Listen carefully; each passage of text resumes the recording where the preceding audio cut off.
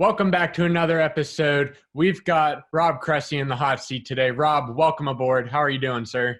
I am doing absolutely fantastic. Thank you for having me. Dude, it's my honor. I want to hop right into it. You're a man with many talents and a really, really interesting background. Just to give the listeners some context and the viewers on YouTube, let's talk a little bit about your origin story, how you got to where you're at, what built the man that we're looking at today. So a lot of work in progress to get me to where I am. From Pittsburgh, originally lived in Chicago for the last 10 years. And this is an important thing because central to my life is sports. I've always loved sports, from the Mario Lemieux Penguins to the Michael Jordan Chicago Bulls to the Pittsburgh Steelers teams. Sports is my life, and it has always been my passion. And I'd always played sports growing up. And I went to college, and no one really asked me what I wanted to do. I just sort of learned a bunch of different things. And unfortunately, there was a fast track to inside sales for me.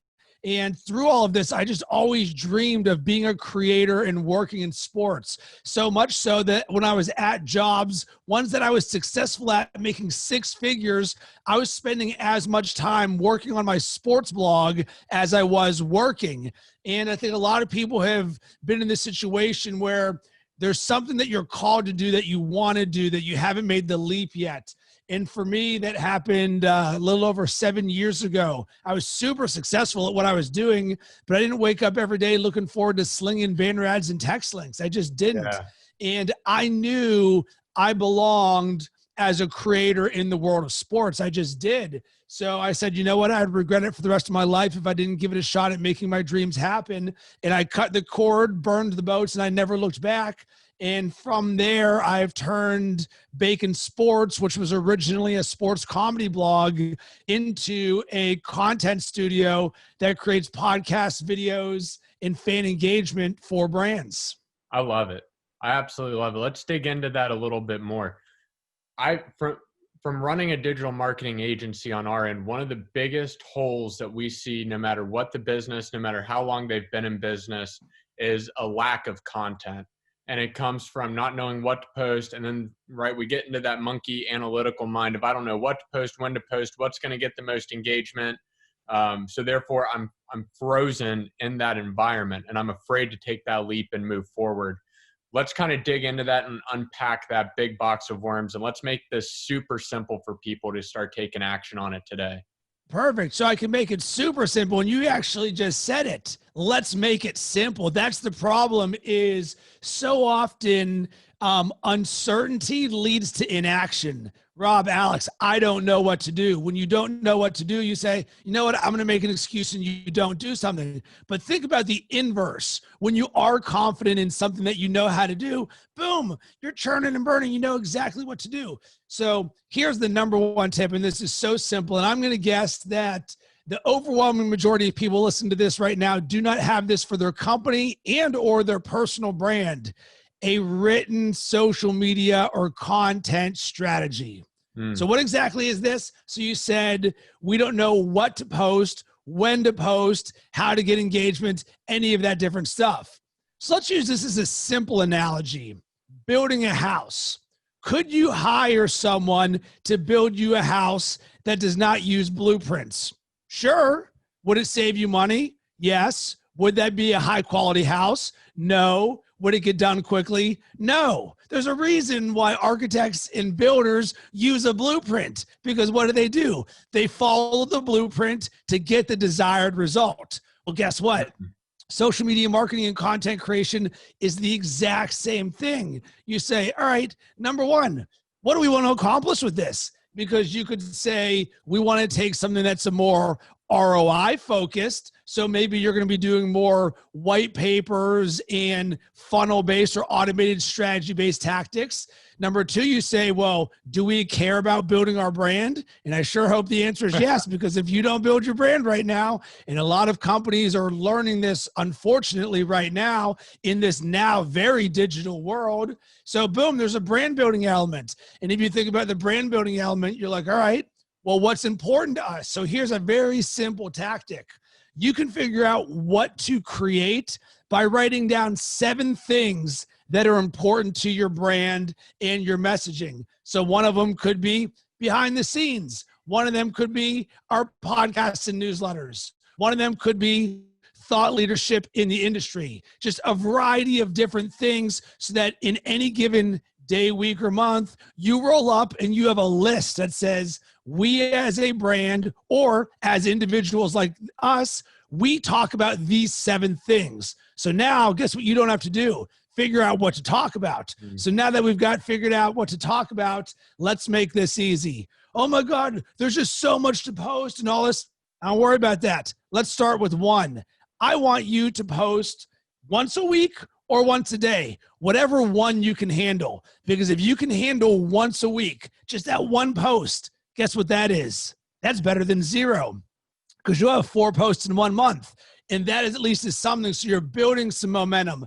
And then I usually recommend, hey, can we get it to 1 post a day? Well, Rob, I really don't know what we're going to talk about. Cool. Set a timer for an hour and just brainstorm as much as you can that says, what's important to our company? Who are we? What makes us shine? And here's the real important thing. How do we deliver value to our community, our customers, and our fans? If you can make it about them, boom, this is going to be super successful. We hear that all the time. You brought up some really great points, and I 100% am on board with everything you just said. One of the points you just brought up was value. That is such a large, ethereal buzzword out there that it's so hard for a business owner. Let's say I barbecue ribs, and that's all I do, right? I got a smoke shop that's on wheels, and we travel around. How do I bring value to somebody? If it's my secret recipe, it's my secret sauce, right, of how I get things done. How do I bring value to somebody inside of my community like that? Great question. For me, I've got a formula for how I create. Every piece of content, I want it to inspire, educate, or entertain. So if we're going to use the example of the ribs person, well, boom, let's help people cook better ribs. So maybe welcome to Mondays where we're going to talk about temperature. Hey, how important is it for you to be smoking your ribs at 200 versus 300? And what does that do for how long you're going to be cooking? And then maybe on Tuesday, we got Tool Tuesday where you're going to say, listen, here's some of the best rib grilling equipment that I use to get my desired results. Number 3, we got Wednesday. We're like, hey, you know what? Let's bring our community in. We want you to send us pictures of all of you and your ribs from the weekend. And what we're going to do is we're going to give you a shout out because we're a community and we love to support each other.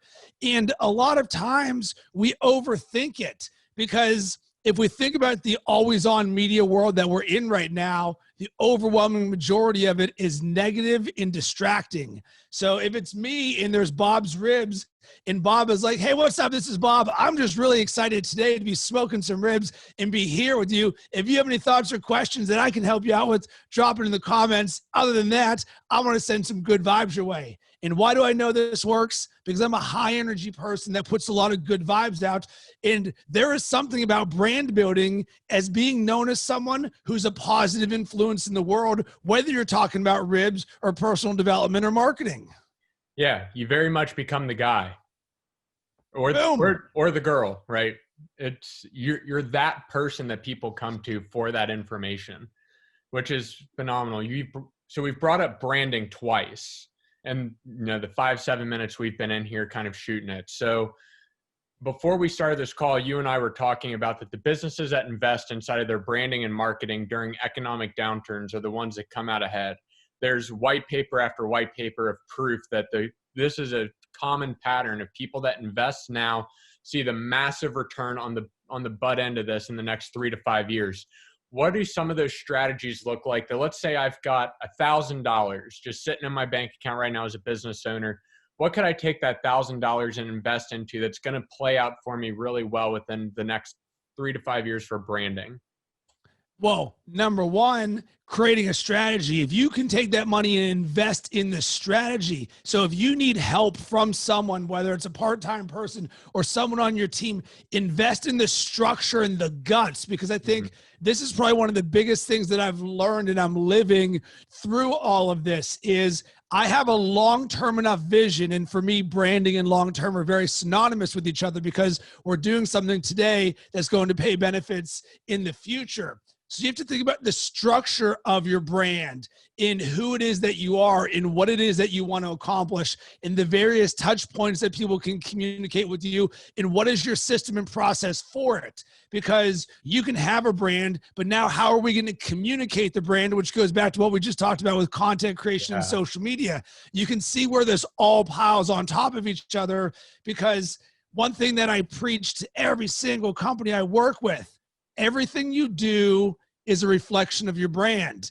And I also say everything you do is an opportunity to create a positive brand interaction. Yeah. So if we look at this now, every single piece of content or tweet or Instagram post or IG story that you send out, someone's going to look at and be like, wow, Alex is pretty awesome. Like, you have that opportunity. And you know where this really hurts me is when I see email newsletters.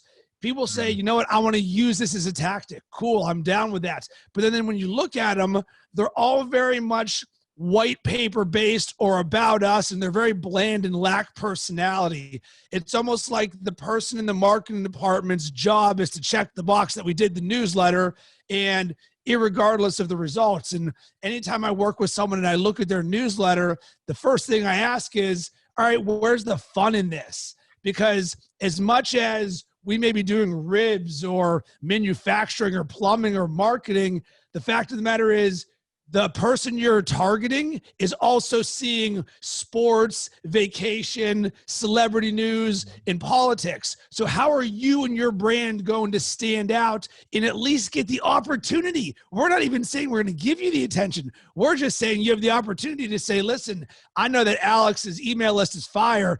I'm at least opening this one to see if there's a little nugget in here. So for me, that's what I would first say is sort of look foundationally. And then the last thing would be create a podcast. We're doing this right now. For me, it is the no-brainer of the century. You hear a million excuses for why you can't do it. But how about we look at all the amazing people and companies who are doing it and what is the results that they are seeing? 100%. You know, I've struggled with a podcast. I was talking to a buddy of mine about it, and it's almost an abusive relationship that I have with it, where we go in this honeymoon cycle, abusive cycle, and then we keep going back and forth with each other. And we had the conversation of, you know, why is it that businesses, and me included, I started and stopped with it. It's taken 3 or 4 different forms in the last 5-7 years. But why is it that it's just now sticking? And I think we see that with a lot of people with their marketing strategies too. It was kind of on and off. So that was kind of an interesting point. And then the other one that you brought up was within the email marketing, you know, and just kind of checking off the box.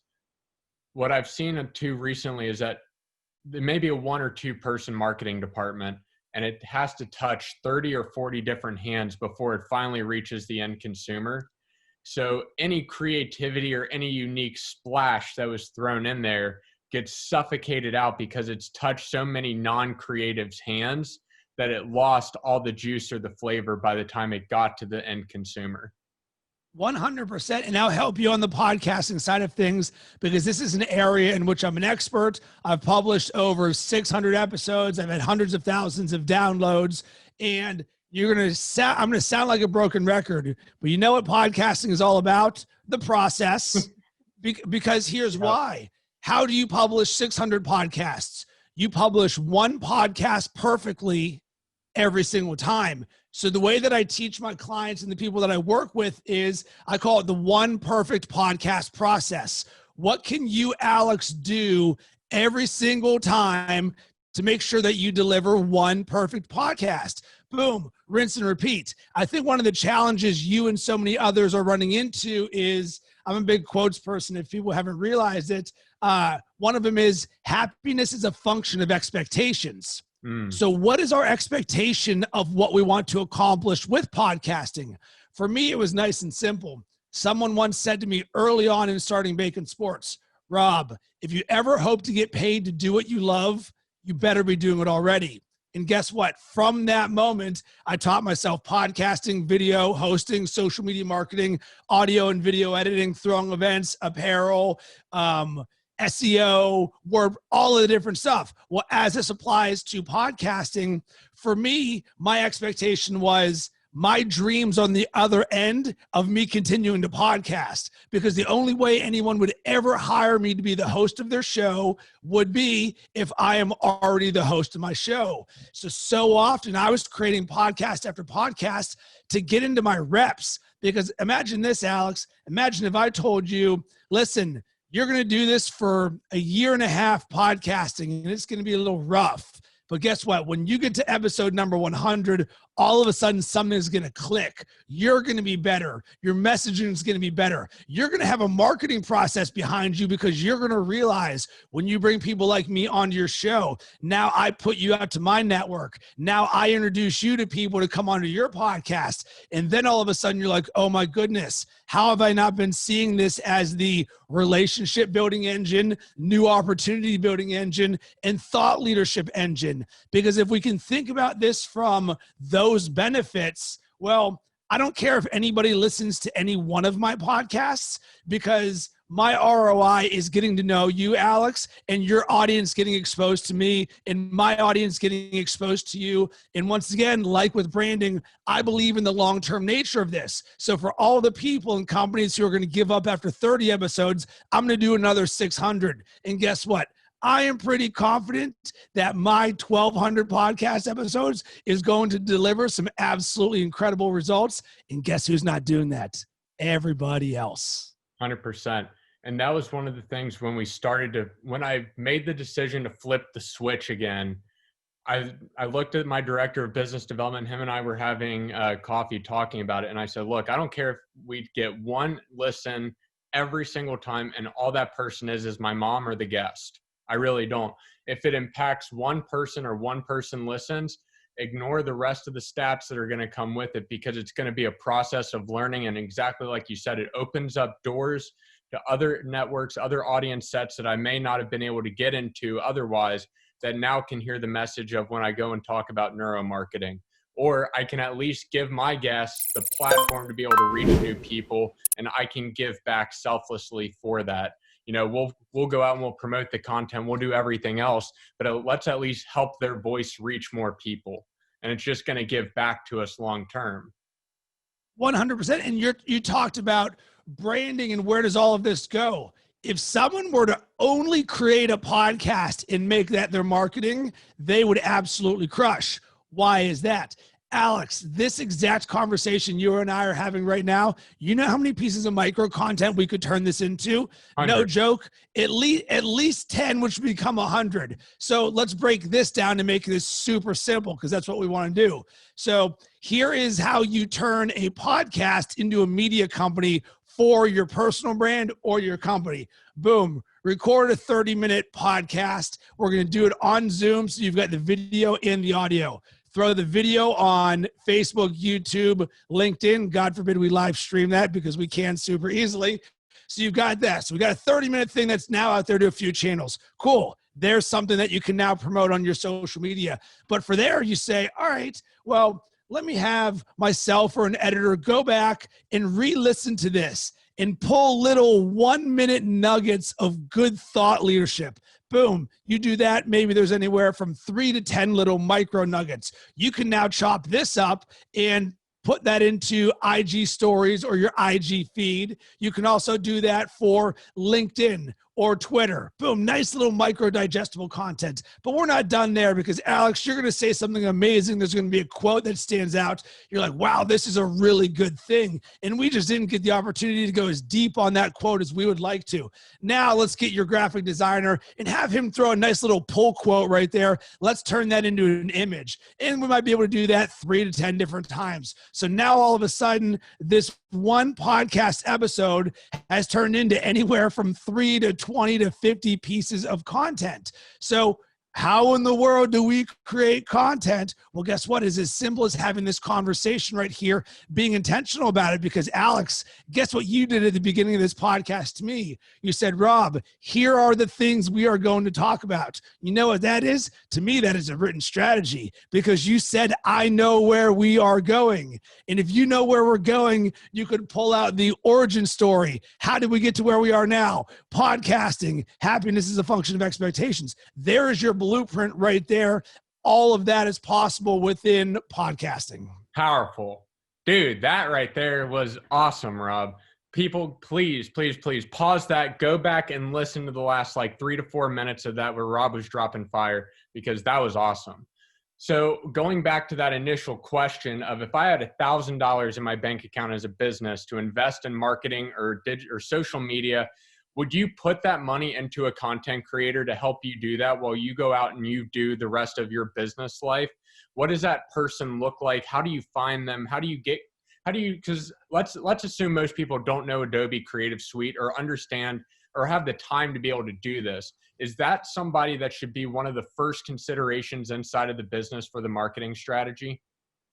I would. I'm a 5-tool creator, and I'm sort of a unicorn because I'm self-taught. My background's in sales and digital, so I'm this hybrid that barely exists. But remember, my background was I built a media company that turned into a content studio. So I market like a publisher does.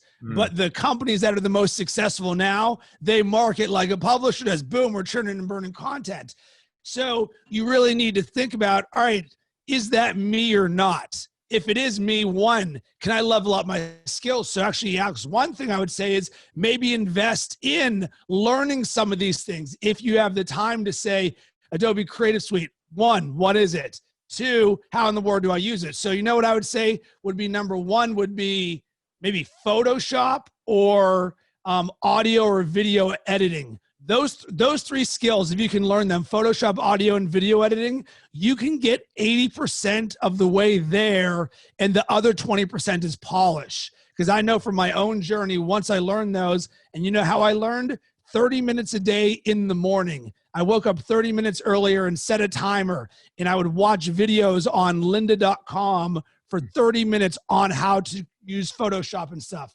So that would be one. I think the challenge that hiring a creator for $1,000 would be is, do you understand the world of the creator? Because sometimes if you don't, now all of a sudden the creator can do a lot of different things, but it's hard for you to give them the direction on what to do. Sure, totally. And that makes a lot of sense. And thank you for that. That was super, super powerful information. So we have witnessed a massive shift in attention and a massive shift in culture over 2020. Where is the strategy that you're moving to for the rest of this year? Does it change at all? Has Corona changed any of the marketing strategy or advertising strategy that you think about? And what does that look like coming into the beginning of 2021? For me, I am going to continue to double down and invest in podcast and video for a very specific reason.